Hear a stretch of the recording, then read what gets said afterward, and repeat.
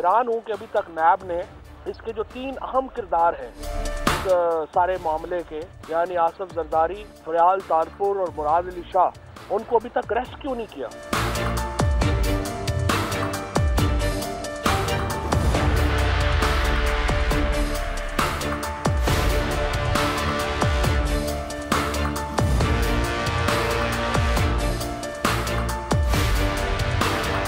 बिलावल भुट्टो जरदारी साहब, उनका नाम ईसीएल से निकाला जाए और उनके साथ साथ सिंध के चीफ मिनिस्टर के हवाले से भी यही अहकामात ऑनरेबल चीफ जस्टिस ने जारी किए थे। कंटेम्प्ट ऑफ कोर्ट कब तक ये हुकूमत करती रहेगी? Yes, we have not rejected that. It is under consideration. Once the detailed judgment has been examined, the government will take a position on that. अगर बिलावल भुट्टो जरदारी साहब को ईसीएल पर डालकर जमहूरियत की खिदमत हो रही है तो हम उनके साथ हैं।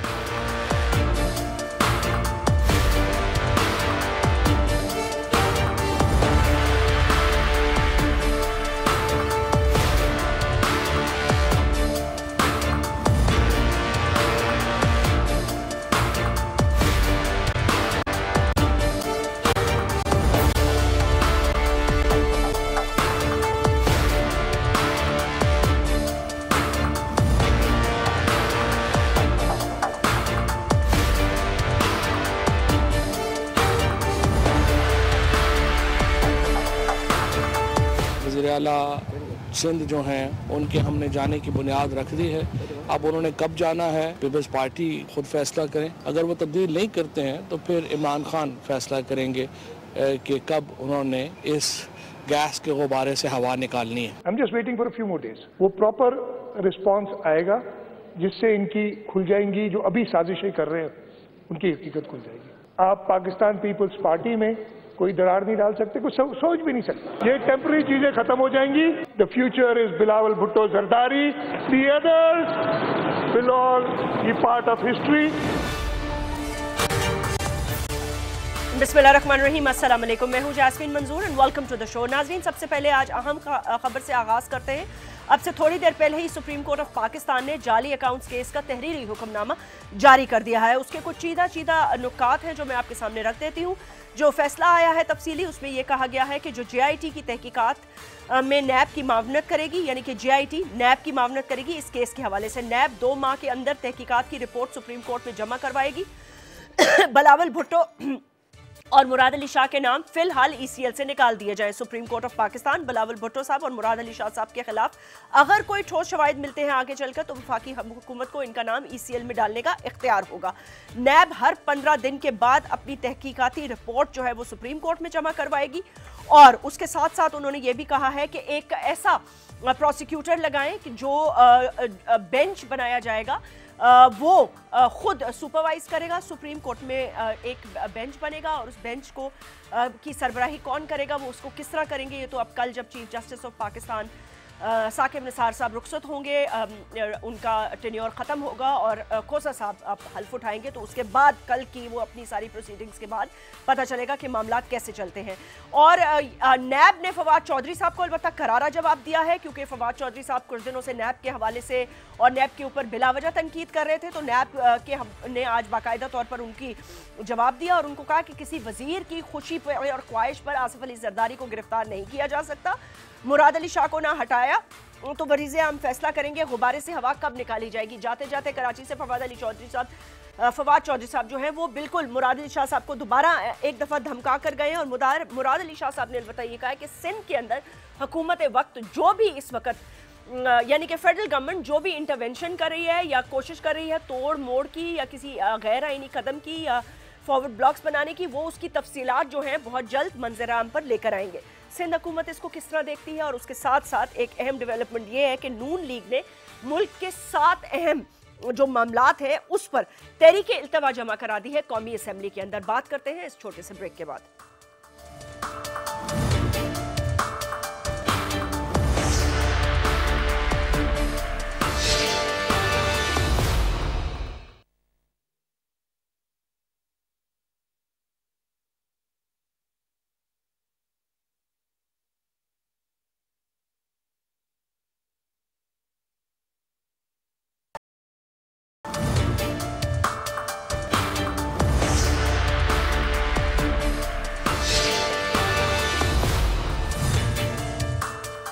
वेलकम बैक नाज़रीन। आज हमें ज्वाइन किया नफीसा शाह साहिबा ने, कौमी असेंबली की आप रुकन हैं, सीनियर रहनुमा पाकिस्तान पीपल्स पार्टी की। सिद्दीकुल फारूक साहब चेयरमैन रह चुके हैं आप एवेक्यू ट्रस्ट एंड प्रॉपर्टी बोर्ड के, PMLN के एक सीनियर मेंबर हैं। असलम खान साहब कौमी असेंबली के रुकन है, तहरीक इंसाफ के एक सीनियर रुकन है। बहुत बहुत शुक्रिया। अस्सलाम वालेकुम। नफीसा, आपको वेलकम करना चाहूँगी, बहुत अरसे बाद आपने ज्वाइन किया, अच्छा लगा, थैंक यू वेरी मच। मेरा पहला सवाल आपसे ये है नफीसा कि अभी थोड़ी देर पहले आपने भी देखा होगा सुप्रीम कोर्ट ऑफ पाकिस्तान का जाली अकाउंट्स केस का तहरीरी हुक्मनामा जारी हो चुका है। तो उसमें उन्होंने मुराद अली शाह और उसके साथ साथ बिलावल भुट्टो जरदारी साहब के नाम ECL से निकालने का भी हुक्म दे दिया है। आज सारा दिन ये असेंबली में भी बातचीत होती रही, और तो इस हवाले से अब इस फैसले के बाद आप लोग मुतमईन हैं, क्योंकि नैब में अब आपको पूरी तरह से अपना मौक़िफ़ देने का जो है मौका भी मिलेगा, और आपको पूरी तरह से अपना जो पॉइंट ऑफ व्यू है वो भी वहाँ पेश करने का मौका मिलेगा। देखिए, मुतमईन होने की शायद बात नहीं है। ये पहले ही आला जजों ने और सुप्रीम कोर्ट ने ये अहकामात जो हैं वो जारी किए थे कि ये दो नाम जो हैं वो आप पहले तो चेयरमैन बिलावल भुट्टो जरदारी पर तो केस बनता नहीं है, he was only 1 year old at that time, और वो कभी भी पब्लिक ऑफिस होल्डर नहीं रहे, तो उनके ऊपर केस बनता नहीं है। और Murad Ali Shah is a part of federal government. आप एक पहिए को कैसे आप जाम कर सकते हैं? वो अगर बाहर for the purpose of governance अगर जाता है तो आप उसको रोक नहीं सकते। ये तो अजीब बात है कि आपने उनका भी नाम ECL में डाला। तो ये तो एक दो लेजिटिमेट बातें थी, और कोर्ट ने अहकाम जारी किए, इनकी बदनीयती थी कि ये नहीं कर रहे। लेकिन जहां तक JIT सेल्फ जो जजमेंट की बात है उसमें मैं जरूर ये बात करूंगी अपने कॉशियसली कि देखें, सुप्रीम कोर्ट की बेंच बनाकर मॉनिटरिंग करना कि क्या फेयर ट्रायल का ये कोई फेयर ट्रायल है? आप नैब को जैसे और केसेस हैं, नैब बेइंतहाशा केसेस जो है वो इन्वेस्टिगेट कर रही है, कोई इंक्वायरी स्टेज में है, कोई इन्वेस्टिगेशन स्टेज में है, कोई रेफरेंस स्टेज में है, लेकिन उनके पास वो आज़ादी है। अब सुप्रीम कोर्ट बेंच अगर इसको मॉनिटर करेगा तो इससे क्या तासुर जाता है मुझे नहीं पता। वकला ज्यादा इस पे they will put light on it, लेकिन बज़ाहिर इट डजंट सीम राइट कि आप जजेस जो हैं बैठकर और एक चीज को मॉनिटरिंग करें, और वो भी आला अदालत और सुप्रीम कोर्ट की बेंच। लेकिन नफीसा एक बात बताइए कि जब पनामा, सॉरी कथा कलामी माफ, जरा ये बताइएगा, जब पनामा का मामला, मुझे लग रहा है बिल्कुल पनामा स्टाइल केस होगा, अब नतीजा तो अल्लाह बेहतर जानता है इसका क्या निकलेगा और आप लोग किस तरह अपने आप को डिफेंड करेंगे। लेकिन जब पनामा का मामला हुआ था तो you people were supporting it, I mean the Peoples Party. आपको लग रहा था कि वो सही डिसीजन है? नहीं, देखें, प्रोसीजर नहीं। ओके, हमने कभी भी कोर्ट प्रोसीडिंग्स के ऊपर कमेंट नहीं किया, और पीपल्स पार्टी ने जो है, हमने तो ये मियां साहब को कहा कि आप पार्लियामेंट से रुजू करें और पार्लियामेंट में ये मसला हल करें। हम तो उसूली मौक़िफ़ लेके बैठे हुए थे कि कोर्ट में आप ये लेके जाएंगे तो सियासी फैसला आएगा, और वही हम कहते रहे। लेकिन हम इसके बिल्कुल नहीं है कि कोर्ट जो है वो एक बिल्कुल एक फोर्स बनकर एक माइक्रो इश्यूज में बैठकर उनके अंदर घुसकर और वो फिर उसकी मॉनिटरिंग करे, तो इससे फेयर ट्रायल यकीनन एक मुतासर होता है। ओके, आपका पॉइंट ऑफ व्यू इसके ये मैं जरा अपने दोनों गेस्ट से मौक़िफ़ ले लूं, फिर उसके बाद थोड़ा सिंध हुकूमत पर बात करना चाहेंगे कि ये वफाकी हुकूमत आकर सिंध हुकूमत के साथ करना क्या चाहती है।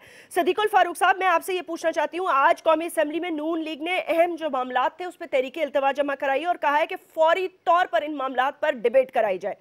क्या वजह है? आपको लगता है कि ये मामलात जो हैं इसको ये असेंबली में ला नहीं रहे, डिबेट नहीं कर रहे, कुछ बता नहीं रहे? महंगाई है, मईशत है, LNG है, मुआहदे हैं, आप लोगों ने एक लंबी फहरिस्त जो है वो जमा कराई है, इसके ऊपर आप कुछ बताना चाहेंगे?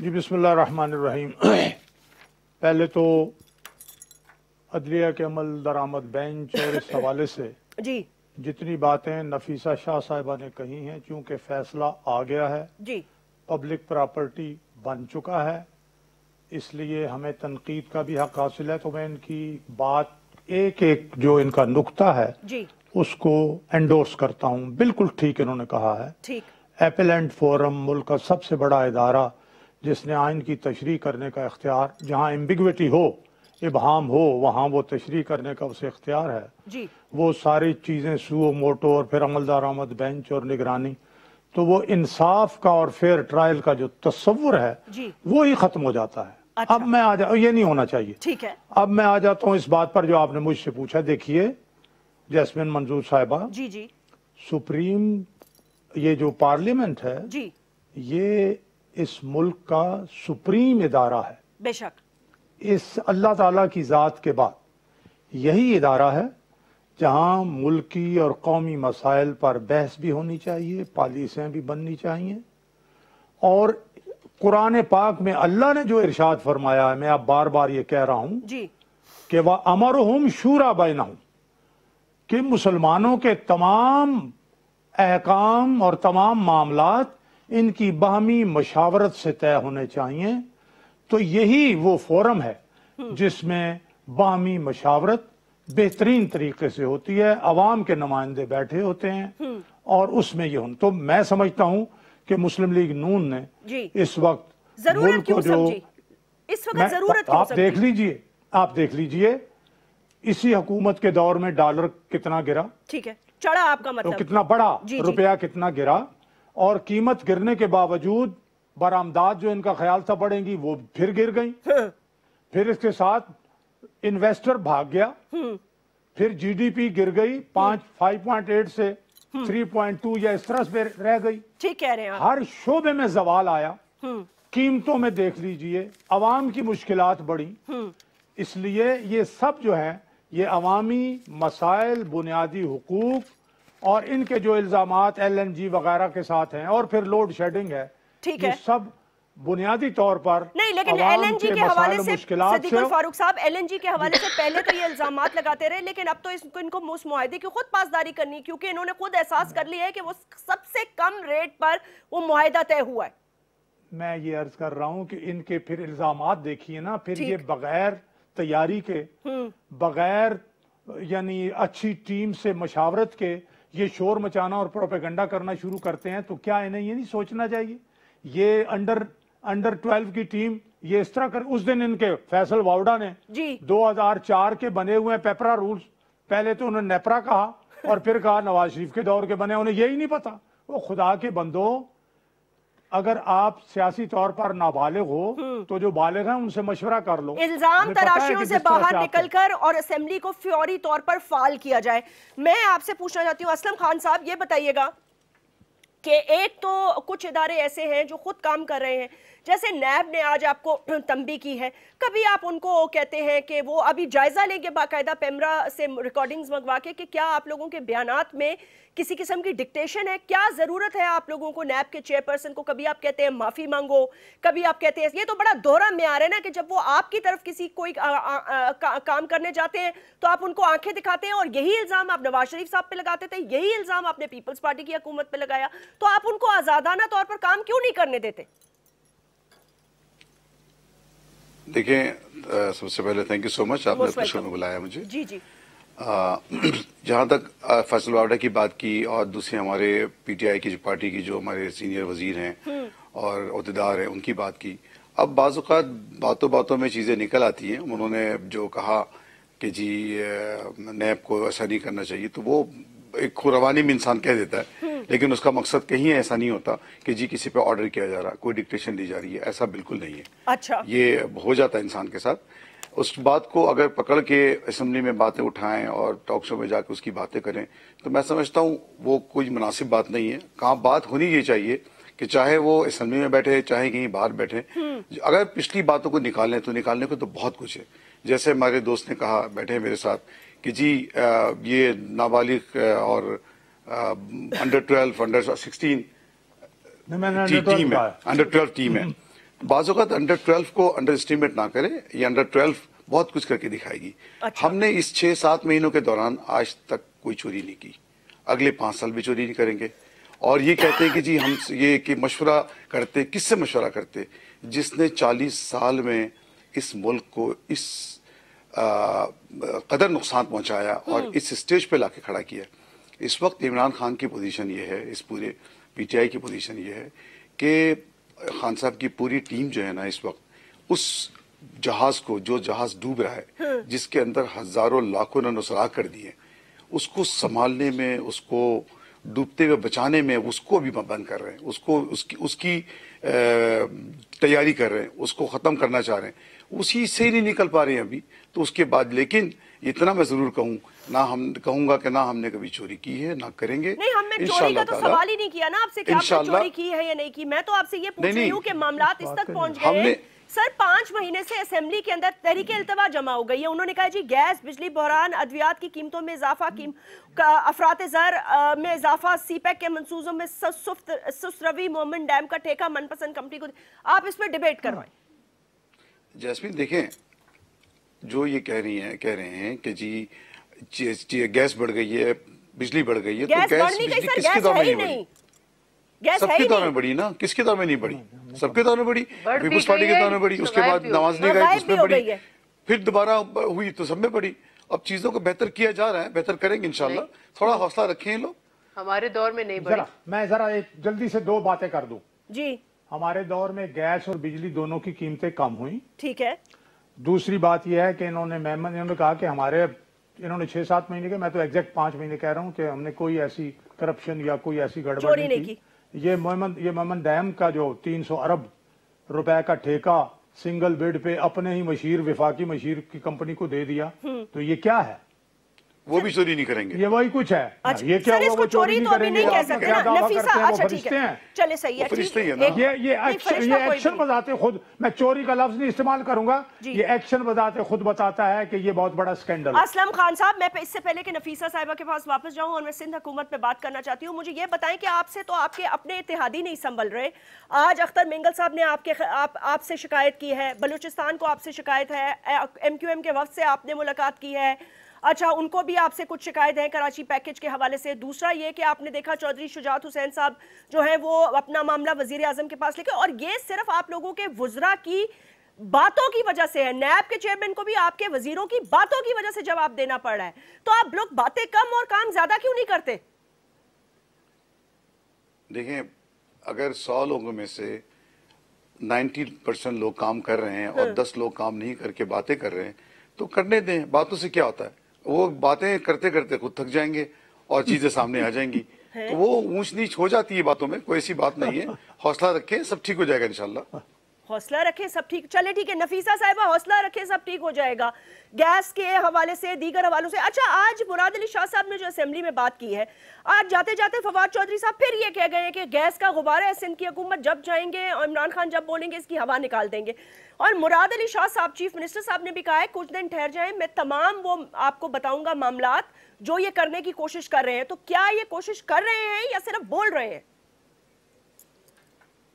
देखिए, पहले तो इन्होंने जो कहा कि हमने चोरी नहीं की जी, चोरी इनको क्या जरूरत है करने की, जब उन्होंने अपनी इतनी नाअहल गवर्नेंस जो इन्होंने दी है, 6 माह होने को आए, चले 4.5-5 माह होने को आए हैं, अभी तक ये 3 U-टर्न्स ले चुके हैं सिर्फ IMF के इशू के ऊपर।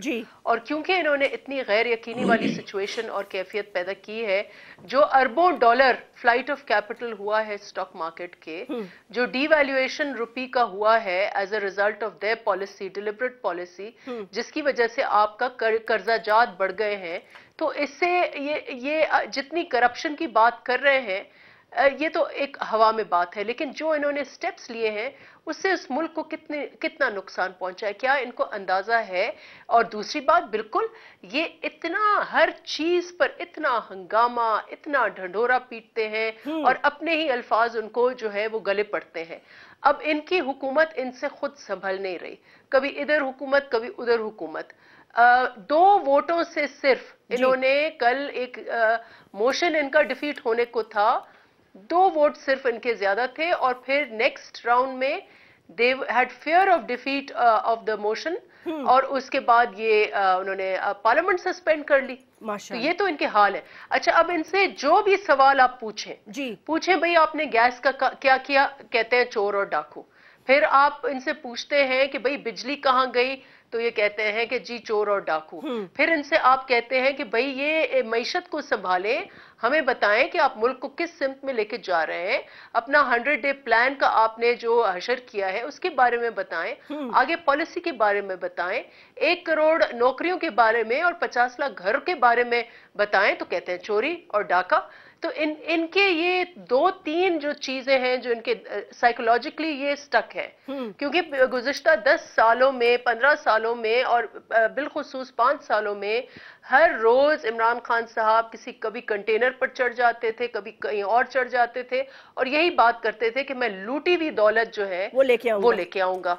एक 200 अरब डॉलर का एक फिगर इनके दिमाग में आ गया कि 200 अरब डॉलर लूटी हुई दौलत बाहर है। अब इनसे पूछें वो कहां गई। तो ये इनकी ये जो मंत्रा है यही इनके जबान पे वो चढ़ी हुई है, यही इनके सबकॉन्शियस में है, इनके कॉन्शियस में है। उठते बैठते सोते जागते चोर डाकू, डाकू चोर, उनके अलावा दे हैव नो एजेंडा। और जब इनसे सिर्फ हम लॉजिकली सवाल पूछें कि भाई मुल्क के बारे में बताएं, गरीबों के बारे में बताएं, लेकिन नफीसा वो कहते हैं कि आप लोग असेंबली से वॉकआउट नहीं, वो कहते हैं जब हम जवाब देने लगते हैं आप असेंबली से वॉकआउट कर जाते हैं। और कल इमरान खान साहब ने ये कहा कि जी ये लोग इसलिए एक हुए हैं क्योंकि ये चाहते हैं कि इनको किसी किस्म का एनआरओ या करप्शन पे किसी किस्म की डील कर लें, तो ये हाईजैक करना चाहते हैं पार्लियामेंट, जो हम नहीं होने देंगे। देखिए, Imran Khan is AWOL, he has taken absence without leave from the parliament, he cannot speak। वो किस मुंह से पार्लियामेंट के ऊपर कमेंट करते हैं?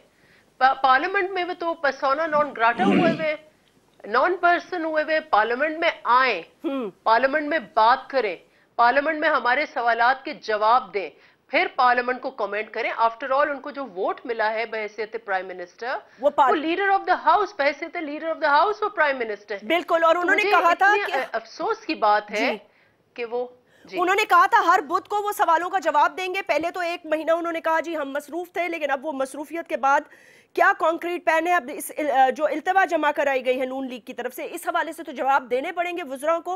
और आज जो पार्लियामेंट का हाल था कि वो जब रोस्ट्रम पे स्पीकर साहब कह रहे थे तो कोई भी प्रेजेंट नहीं था, यानी कि पूरा पार्लियामेंट तकरीबन खाली पड़ा था। Right after this break.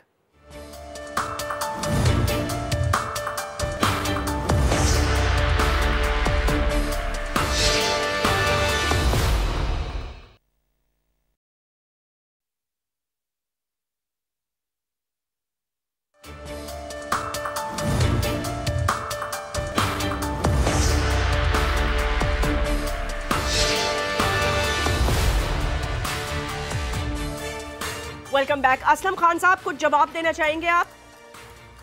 जी जरूर, अर्ज करें। अब जैसे असेंबली की बात हुई है, असेंबली में जो बात हुई है, असेंबली आज बिल्कुल सही टाइम पे शुरू हुई है। और उसके बाद इसमें बिल्कुल सही कह रही है नफीसा जी कि लोग नहीं थे, आपने भी जो बताया बिल्कुल सही बताया, लोग नहीं थे, टाइम से नहीं आए। अभी तरतीब शुरू हो गई है, तो अब सब मिलके अगर इसको इकट्ठे मिलके सब इसको चलाना चाहेंगे, इस हुकूमत को, इस असेंबली को, तो चलेगी। अगर ये आके अपनी चीजों का एहतजाज करें, असेंबली को चलने ना दे, शोर शराबा करें, तो जाहिर सी बात है असेंबली नहीं चल सकती।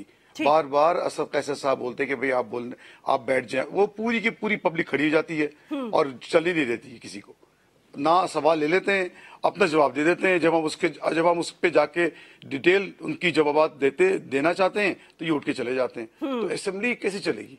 असेंबली का चलना बहुत जरूरी है, इतनी इंपॉर्टेंट जगह है। पब्लिक नहीं है, पार्लियामेंटेरियंस है। असलम खान साहब ये बताएं कि वो ये कह रही हैं कि सारी ऑपोजिशन ये भी पूछ रही है कि वजीर आजम ने कहा था कि वो बुध के बुध आके सवालों का जवाब देंगे, तो वो क्यों नहीं आते पार्लियामेंट में? उनके आने की वजह एक नहीं, बहुत सारी है। अच्छा। ऐसी बात, इतनी जिम्मेदारियां उनके ऊपर, तो टाइम उनके डेफिनेटली टाइम की कमी होगी। लेकिन आपका मैसेज वो पहुंच जाएगा उनको, उनसे कोशिश करेंगे वो कहा जाएगा कि आया करें असेंबली में, इंशाल्लाह देखते हैं। सिंध के हवाले से क्या कर रहे हैं आप लोग? जो मुराद अली शाह साहब ने बातें की हैं वो दुरुस्त है?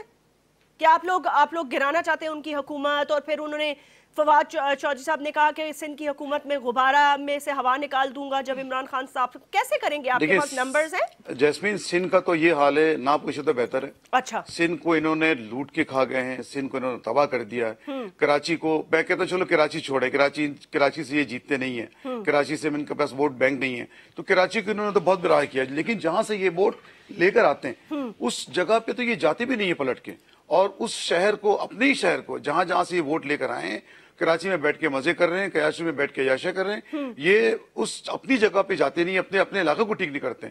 आप लड़कानों को देख लें, आप हैदराबाद को देख लें, आप उसके अलावा और जितने भी सिंध के इलाके हमारे, थर पे चले जाएं, थर का पूरे पाकिस्तान में, दुनिया को पता है कि थर में क्या हाल है। इस सब जगह इनका ना कुछ कर, हाँ पैसे ले लेते हैं, बजट निकल जाता है इनका, वो सब चीजें ऑन पेपर सब चीजें हो रही होती हैं, लेकिन फिजिकली वहां कुछ भी नहीं है, जीरो। तो ये सिंध का तो ये हाल है इनका। तो ये जो GIT बनी है, जैसे आज का टीवी पे आया, खबर आई है आज, कोर्ट ने कहा है कि जी इसको निकाल दिया जाए नाम, और इनके साथ दोबारा इसकी तहकीकात की जाए। तहकीकात जब होगी तो इंशाल्लाह वो सब चीजें सामने आ जाएंगी। कोई इसमें ना हम किसी को फोर्स करेंगे, ना किसी को डिक्टेट करेंगे, जो नैब और जो अदालत फैसला करेगी उसी पे इंशाल्लाह कार्रवाई होगी। तो ओके, उसी पे कार्रवाई होगी। सिद्दीकुल फारूक साहब वो कह रहे हैं कि जब हम असेंबली में आते हैं तो किस तरह आए, शोर हंगामा इतना होता है, जैसे उस दिन भी मैं देख रही थी शहबाज शरीफ साहब ने क्वेश्चंस किए, फिर जब वहां से हुकूमत के बेंचों से वो सवालों का जवाब देने के लिए खड़े हुए तो जरदारी साहब भी चले गए, शहबाज शरीफ साहब भी चले गए। देखिए, पहली बात तो यह है कि चीजें रिकॉर्ड पर होती हैं जी, असेंबली की सारी कार्रवाई लिखी जाती है, ऑडियो वीडियो रिकॉर्डिंग होती है, अखबारात में छपती है, टीवी पे आती है। अगर आपके पास जवाब है तो दें जवाब। अगर किसको दें जवाब? वो कहते हैं ऑपोजिशन शोर हंगामा करके चली जाती है। मैं अर्ज कर रहा हूँ ना, वॉकआउट करना उनका हक है, ठीक है, तो वॉकआउट वो करते हैं, तो आप अपना जवाब दें, आप रिकॉर्ड पर आ जाएगा। दूसरी बात यह है जो असलम खान साहब फरमा रहे हैं जी कि जी हमने जनाब बड़े सुराख हैं। हकीकत यह है कि जहाज हमने बनाया, आपने उसमें डायनामाइट लगा दिया, तामीर करने में सालों लगते हैं, आपने तो उसको बर्बाद किया। ये धरने वरने दे के, और इमरान खान साहब का वो चलाए ना कि नवाज शरीफ मैं तुम्हें काम नहीं करने दूंगा, और उन्हें कहते थे कि आप असेंबली में जाएं, तो कहते थे मैं असेंबली में क्यों जाऊं। अब वो ट्वीट करते हैं कि देखें जी ये कौम का पैसा लेते हैं और जाते नहीं है, इजलास से वॉकआउट करते हैं। तो भाई आपने कितनी हाजिरियां लगाई बतौर जब आप अपोजिशन में थे, वो देखिए आप।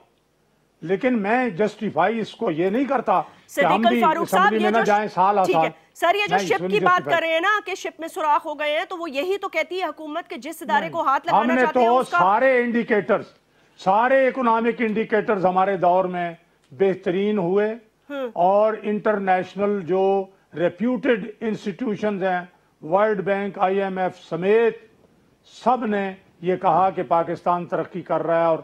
और सर आपके दौर में वो कहते हैं इतने रिकॉर्ड कर्जे चढ़ चुके हैं कि अगले 75 सालों में भी ना उतरने वाली सिचुएशन हो गई। असलम खान साहब प्लीज कुछ कमेंट करना चाहेंगे आप? मैं इसका जवाब दे दूं फौरन। हमने ये इसी हुकूमत के वजीर खजाना ने रिकॉर्ड पे रखा।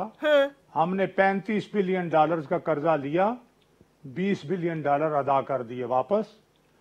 4 सालों में, हमारे 4 सालों में CPEC के $20 बिलियन के प्रोजेक्ट मुकम्मल हुए, एनर्जी के प्रोजेक्ट्स लगे, 12,000 मेगावाट बिजली पैदा हुई, इंफ्रास्ट्रक्चर बना। तो वो जो कर्जे लिए वो इस पे खर्च हुए ना भाई। इन्होंने कहा था 6 खर्च हुए। दूसरी बात सुने, दूसरी बात सुने सर, रुके नफीसा साहिबा, ये बताइएगा कि सिद्दीकुल फारूक साहब जो बातें कर रहे हैं इकोनॉमी के हवाले से, इनके दौर में ये ठीक है? देखिए पहले अभी तो सब फिगर दे दूं जैस्मीन, अभी सब ठीक होगा, अभी ये दोनों एक हो गए हैं, ये बिल्कुल ठीक होगा। सिंध को पहले तो इनको जवाब दे दूं ना, सिंध को जीरो कहने वालों को ये मैं बता दूं कि PTI को सिंध से, एटलीस्ट रूरल सिंध से जो पीपल्स पार्टी का स्ट्रॉन्ग होल्ड है जी, वहां पे उनको 0 वोट मिले। ठीक है। और कराची में ये कहना कि वहां लोग वोट नहीं देते, कराची में हमारी सीटें आई हैं। और बाय इलेक्शन में मुझे तो कोई हैरत नहीं हुई कि बाय इलेक्शन में, क्योंकि हमने कहा ये सिलेक्टेड गवर्नमेंट है, इनका सिलेक्टेड मैंडेट है, तो जब बाय इलेक्शंस हुई तो या तो MQM ने सीटें जीती या पाकिस्तान पीपल्स पार्टी ने सीटें जीती। पीटीआई का कोई वहां पर नामो निशान नहीं था और इंशाल्लाह आगे भी नहीं होगा। तो ये काइंडली हमें ना ताने दें कि सिंध जो है वो जीरो है। मैं समझती हूँ कि जिन इलाकों का इन्होंने जिक्र किया उनसे वो उनकी ज्योग्राफी भी या तारीख तो उनको पता नहीं है, लेकिन ज्योग्राफी भी नहीं पता होगी। तो ये जैस्मीन, मैं आपको एक बात बता दूं। जहाँ तक मईशत की बात है, जहाँ तक मईशत की बात, मैं मईशत की बात जी कर दे, मईशत के हवाले से कर दें, मईशत की बात करूं जी प्लीज। देखें, मैं हम लोग ऑपोजिशन में थे जब नून हुकूमत में थी, तो हम लोग यकीनन उनको क्रिटिसाइज करते थे और ऐसी चीजें हैं जो अभी भी मैं तो उन चीजों पर कायम हूं। बिलखुसूस जो ये एक्सपोर्ट या ट्रेड गैप है, इंपोर्ट्स बहुत ज्यादा बढ़ गए हमारे। जब हमने मुल्क उनके हवाले किया, जब मैंटल इनके हवाले किया तो $2 अरब का खसारा था, और जब इन्होंने जो मैंटल है वो इनको दिया पीटीआई वालों को, तो मेरे ख्याल से लगभग $30 अरब का 25 से $30 अरब का खसारा, ह्यूज ट्रेड गैप। तो ये तो बिल्कुल, लेकिन इन्होंने ग्रोथ, ये अपनी जगह हकीकत है कि इनके जमाने में ग्रोथ हुई। फार्म लैंड इन्होंने आकर जो बेचारे ज़राई इकोनॉमी को आके तबाह कर दिया। किन्होंने? ये जो डीएपी की इनपुट्स की कीमत पीटीआई ने। अच्छा ठीक है। पीएमएलएन के जमाने में फार्मर्स को इतना रिलीफ था कि वो इनपुट कॉस्ट की फैसिलिटेशन थी, लेकिन इकोनॉमी को वो बहुत कंट्रोल्ड इकोनॉमी थी, आर्टिफिशियली रुपी डीवैल्यू था, इनकी वीकनेसेस थी, लेकिन ये इनका एक प्लान था, ये श्योर फुटेड थे। इनको पता था कि करना जो भी इनकी इकोनॉमिक मैनेजमेंट थी, इनके पास एक साउंड टीम थी। हमारे उनसे बिल्कुल इस वक्त भी इख्तलाफात हैं कई पॉलिसीज के ऊपर, but they knew their way. ये तो they are groping in the dark. पहले माह में असद उमर साहब कहते हैं मैं IMF नहीं जाऊंगा, 1.5 माह के बाद कहते हैं हम IMF में जाएंगे, कल इन्होंने फिर एक बयान दे दिया कि हम IMF में नहीं जा रहे। अगर आप IMF में नहीं जा रहे तो आपने रुपए को डी वैल्यू करके महंगाई का तूफान क्यों आपने अवाम के ऊपर गिरा दिया? अगर आपको IMF नहीं जाना था तो आपने ये अनसर्टेनिटी क्यों क्रिएट की? अगर IMF नहीं जाएंगे तो क्या करेंगे? स्टॉक मार्केट को शेक नहीं IMF नहीं जाएंगे तो क्या करेंगे? मसला है। द प्रॉब्लम इज कि आप अनसर्टेनिटी, मईशत या बिजनेस कम्युनिटी या फाइनेंशियल मार्केट्स को अनसर्टेनिटी पसंद नहीं है। बिल्कुल ठीक। जब आप अनसर्टेनिटी क्रिएट करेंगे, लोग अपना पैसा निकाल के दौड़ेंगे, भागेंगे, जो कि and the money will vanish. Aslam Khan साहब, आप कुछ कहना चाहेंगे? तो इनकी ये करप्शन जवाब देने थे, फिर आप कहिएगा। सिद्दीकुल फारूक साहब रुक जाएंगे। मैं चंद बातें अर्ज कर दूं। नहीं सर, रुके प्लीज, पहले उनको उस बात का जवाब देखिए। जैस्मिन ने जैसे कहा पहले कि जी हमारा जो है वो जो स्ट्रांग वोट है वहाँ पे सिंध में, उसके हवाले से मैं पहले जवाब दे दूं कि ये मैं जब इलेक्शन लड़ने के लिए गया और इलेक्शन से एक हफ्ता पहले मैंने ये मालूमात करवाई कि जी बताएं कि क्या इस इलेक्शन में आर्मी अंदर और बाहर दोनों तरफ खड़ी होगी या खाली बाहर खड़ी होगी। तो मुझे ये पता चला, डीसी से पता चला, आईजी से पता चला, रेंजर से पता चला, नहीं जी आर्मी अंदर भी होगी, कमरों के अंदर भी होगी, बाहर भी होगी। तो मैंने बोला बस ठीक है, इसका मतलब है कि हम इंशाल्लाह अब ये मामला बिल्कुल ठीक होगा और ये यहाँ पे चोरी चकारी नहीं होगी, फेक वोट नहीं डलेंगे। मैं आपको अभी भी जैस्मीन गारंटी करता हूँ, पिछले 5 साल क्या पिछले 40 साल का हिसाब निकाल लें और निकाल के चेक कर लें, तो ये कभी भी नहीं जीते। इन्होंने हमेशा जाली वोट डलवाए हैं, इन्होंने हमेशा जो है ना वो एक सिस्टम बनाया है इन्होंने पूरा। अभी तो आप कह रहे हैं फौज अंदर बाहर एजुकेशन डिपार्टमेंट को लेके, और आप जीते, इलेक्शन डिपार्टमेंट को लेके इन्होंने जो है ना आपको मैंडेट मिला है, लेकर के इन्होंने वो इन्होंने कहा कि जी हम जो है कराची से जीते हैं। कहाँ से जीते हैं? लियारी से ये जीते हैं जो इनका गढ़ था। ये पीपल्स पार्टी के अपने गांव में, अपने शहर में, अपने इलाके में लियारी जैसी जगह से ये हार गए। MQM 9-0 जैसी जगह से, मैं 9-0 से जीता हूँ, 9-0 की जगह से हार गए। क्यों हार गए?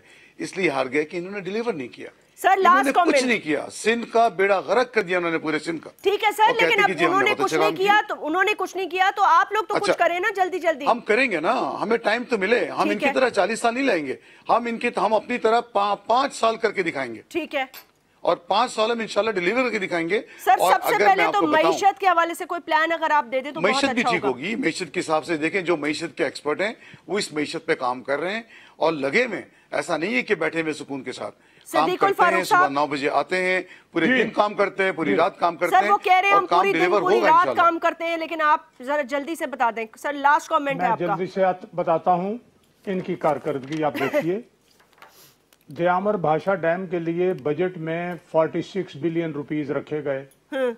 ये बजाय उससे काम शुरू करने के ये चंदा मुहिम पे निकले जो जिसमें इनकी एक्सपर्टीज है, ठीक है, चंदा जमा करना, फंड रेजर।